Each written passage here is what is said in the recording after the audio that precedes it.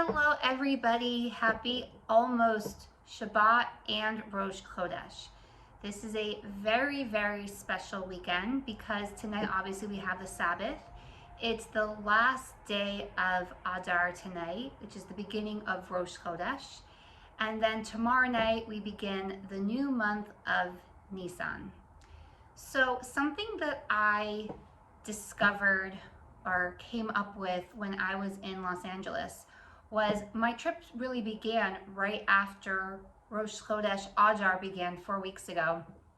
And there was one evening I was walking and I just looked up at the moon, and you know, the new moon is a crescent moon, and I was already full of so much joy and gratitude because Adar, if you don't know, is my favorite month. It's the month of joy and transformation, and I just felt so much happiness and gratitude to be having a life-changing surgery in that month and to just, you know, be basking in that month's energy, which is super powerful, the month of Purim. And something hit me.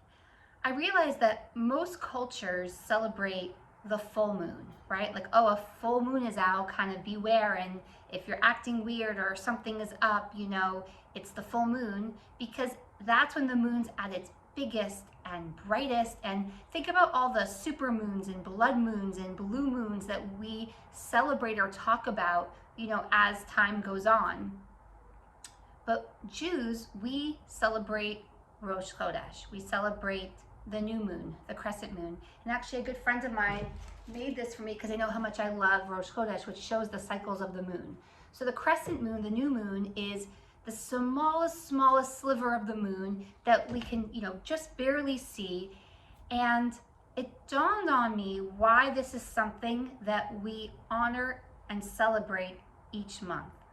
Because even though we only see a sliver of this glowing piece of the moon, if you look really closely, you can see that there's so much more to the moon than just that crescent.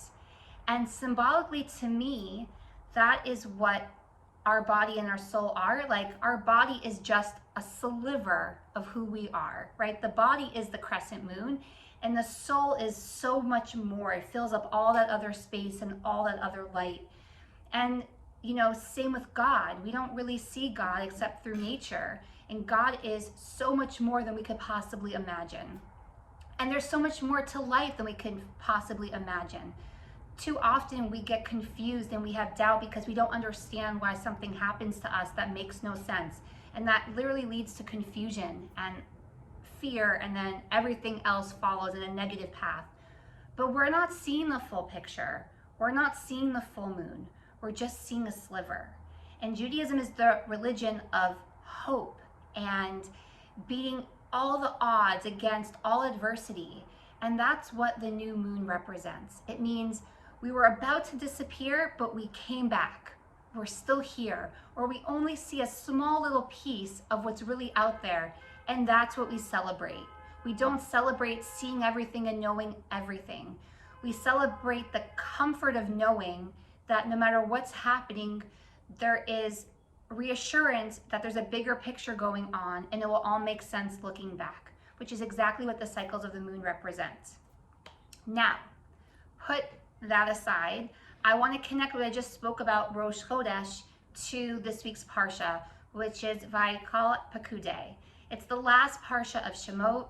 We're about to start the new book of Vayikra, Leviticus, next Shabbat, which is the laws of the Torah essentially, and really the Mishkan, and you know, it's much more technical about the tabernacle that went into the desert. But I once heard from, again, Rabbi Ari Khan, who is amazing. If you don't know him, he's one of my favorite rabbis. This idea that God, you know, gave us the Mishkan right after the sin of the golden calf, which we talked about last week. And the question is why? And the idea is that when we sinned, God understood why we sinned, right? That's why we were forgiven. We were forgiven because the sin made sense. The sin was that Moshe and God went up on the mountain for 40 days and 40 nights. We miscalculated when they were supposed to come back. We had this immense fear that they were gone. And don't forget, We are the first religion to have a non-tangible God, something that my sister pointed out last week. And Moshe was kind of this tangible image of, God that was not God, but our connecting piece to God. And when we thought we lost Moses and then God, it was like we needed some type of vehicle or vessel to connect us back, which is what the golden calf was.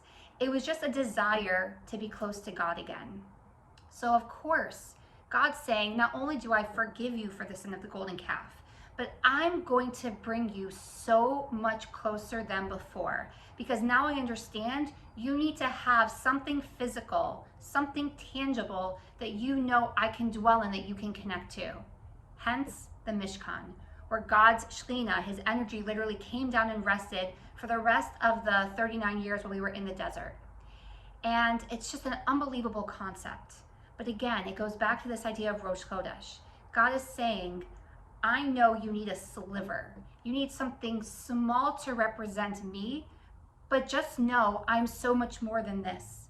God is so much more than the energy that filled the Mishkan and eventually the Beit HaMikdash. And of course, now we have neither. We have been in exile for over 2,000 years, and our existence today is just a testimony of the power of our people and to our community and our commitment to halacha and to Jewish lifestyles and values, but more importantly to God. And the idea is that we know that even though we don't have that tangible piece of God anymore to connect to, because there is no standing temple, what the Beit HaMikdash and the Mishkan really represented is the home. Every family is thought to be a little mini Beit HaMikdash. So where do we see God today? How do we see this sliver of God in times where there's so much darkness and so much exile? It's the household. When you meet your soulmate, when you meet the person who you're going to be with, even though you didn't know if they existed, and you feel that love, we bring God into the marriage.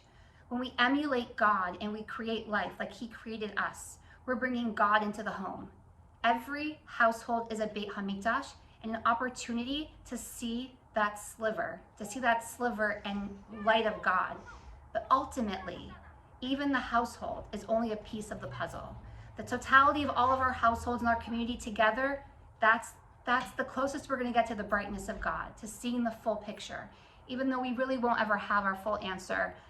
And I think that it's so important to have that mindset in life. No matter what you're going through, you're only seeing the crescent moon. You're not seeing the full moon, but the full moon is out there. And I hope every time you look up at the moon this weekend, you think of that, be filled with joy that you're so much more than what you think you are, that life is so much more than what we think it is. And no matter what darkness we're in, there's always light. We're never in full darkness. And that light eventually will fill up and bright up our skies and twinkle as it always has and always will. Shabbat Shalom and Rosh Chodesh Nisan Tov.